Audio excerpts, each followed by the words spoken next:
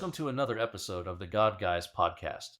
Today, we are finishing our verse by verse journey through the book of Colossians. Let's look at the final verse, which is yet another powerful verse from Paul in Colossians, chapter 4, verse 18, where the Apostle Paul writes, "Here is my greeting in my own handwriting, Paul. Remember my chains. May God's grace be with you." In this verse, we see Paul's personal touch. Though he was imprisoned in Rome, his commitment to spreading the gospel remained unbroken. This greeting, written in his own handwriting, shows his genuine care and concern for the Colossian church. When he says, "Remember my chains," it's an important reminder of the cost of his commitment to the gospel. It's a call for us to remember that we too may face trials and hardship in our walk with Christ. But like Paul, we must remain steadfast. The phrase, "May God's grace be with you," is a common ending in Paul's letters.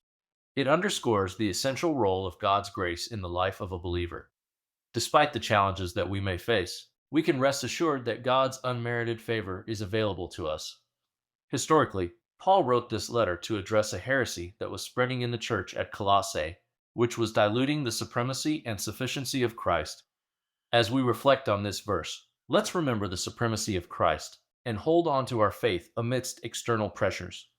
So, here's the call to action for today.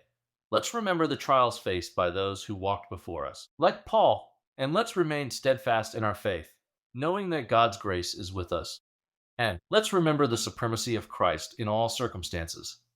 Thank you for joining us today on the God Guys podcast. We look forward to diving deeper into Scripture with you next time.